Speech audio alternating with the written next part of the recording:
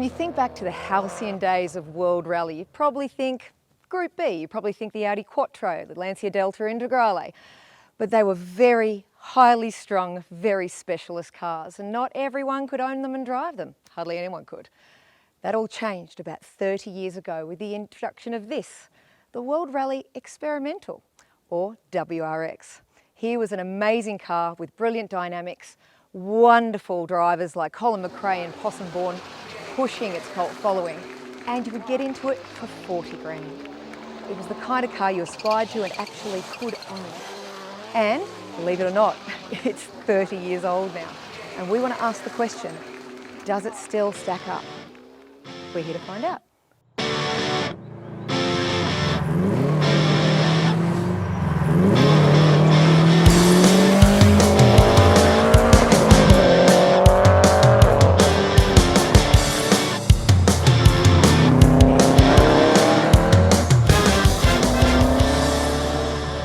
Believe that it's been almost 30 years since the Subaru WRX came blasting onto the scene, and that major platform for it was the World Rally Championship. But now it's coming up to being a modern classic, believe it or not. And we want to understand whether it still has that bang for buck, whether it still packs that punch, and whether it is still as iconic as ever, nearly 30 years on. We've got ourselves today a 99 model, arguably one of the best, and the good news is in Australia, in some states, this is now able to get classic rego, which means you've got cheaper expenses and the same amount of awesome fun. We're going to test it out. All right, it's been a long time since I've been to Pheasantwood, and it's been a long time since I've been in an old school Rexy. But what I do like about it is that since I'm an Evo girl, we are looking at similar all-pour awesomeness without electronic interference. It does make it easier to live with and easier to work on and own, in my opinion.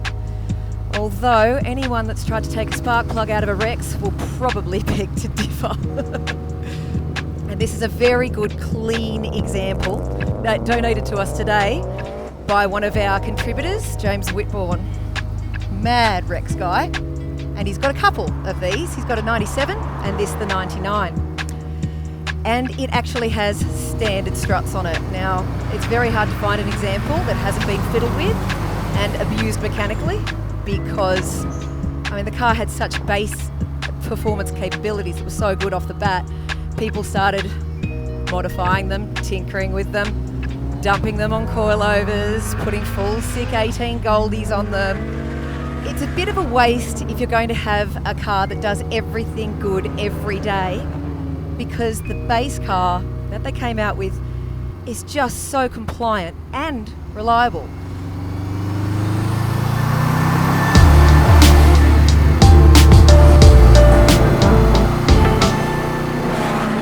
Now, these guys have also got a little bit of a reputation for, you know, doing big end bearings, maybe blowing some gaskets. And in the service park at Rally, it was certainly always fun to watch all the drive shafts and CV boots lined up at the Subaru camp. But more often than not, that'll be the tool behind the wheel than anything to do with the mechanics of the car.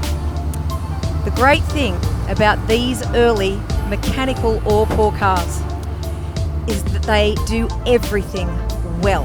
That's how they were designed, that's how they work. You can take them for a squirt and get some wonderful performance out of them. You can take them to do the school run. You can take them to the shops. That was the whole point. Fun, enthusiast car, but with livability. Yeah, the other thing I love about these engines, particularly with the turbo obviously, is you've got torque to get you tooling around all day around town without multiple gear changes. But on the track, you've got all that bounce out of the corner. That's another thing that's so important in rally, is to be able to push up out of that corner with the torque. And these things have torque in spades naturally. You've also got a really lovely precise steering, and it's got a lot to do with the boxer engine. So boxer in the front, lower centre of gravity, horizontally opposed. It just sets the car up a little better for the cornering. Pin in, turn in, and the nose goes exactly where you want. And don't forget, this is a model that doesn't have tricky diffs. This is straight up mechanical all pour. And it's just, look at that, it's just so light and nice. Fortunately, the first WRX is as much a driver's car and a nostalgia piece. It's also refreshing to pilot something old enough to be interesting, and it doesn't drive like a relic. A GC8 WRX still feels, in a word, modern. With quite uncommon struts all-round suspension, the WRX soaks crappy roads up and speed humps with a hint of the authority that once saw it tame the Acropolis Rally. The extreme sport seats deliver the best long-haul comfort of any 90s bucket we're yet to try. While there's a reassuring unflappability to the dynamics, this is no bland or poor slingshot, as the all-drive turbo genre might suggest. That all-drive is a huge plus in the rain, letting a WRX get on with it, while the average hot hat or sports coupe spins away its performance. A Subaru EJ turbo engine with an exhaust has that satisfying and evocative rumble that's been a constant on the Aussie cars landscape for coming on 3 decades now. So, price-wise, this car, when it was new, 40 grand. You're still looking at 40 grand for a really good, clean example like this one that we've got here. Pretty much untouched, only 115 on the clock. This would be at the higher end of the scale, but you can get into 99 Subi Rexes for 14 onwards. You just got a couple of things that you've got to look out for. The radiator has a 10-year lifespan, at which point one of the plastic end tanks will split and the WRX will drop all its coolant. Preventative maintenance is the best approach here, and an aluminium radiator solves the problem longer term. The other impressive thing about this car, everyone talks about its dynamics, everyone talks about how good it is through the corners, even in the wet, but it is a straight line monster as well. Back when it was released, Magazine Motor, at their Bang for Your Buck, which they did every year, they put it up against a Porsche Carrera 2, and it beat it. So you're looking at a 40 grand car that can beat a Porsche, fifth of the price. Now that is bang for your buck. The 2000 WRX fiddled around the edges with new 6-spoke 16-inch wheels, colour-coded door handles and mirrors, and a chromed all-wheel drive badge below the rear right taillight to sign off for the series. But it wasn't until 1999 that a two-door STI officially joined the Australian lineup. To the Rex recipe, the 206 kilowatt, 353 Newton metre STI added forged pistons, hollow stem inlet valves, sodium-filled exhaust valves, a more efficient turbo, close ratio gearbox, uprated suspension, and a quicker steering rack. Subaru Australia brought in 5 of the ultimate wide-body 2.2 litre, two-door 22Bs from a total production of 422. Pricey then at $125,000 for a track-only car, Subaru Oz nonetheless secured 4 investors and kept 1 for its collection.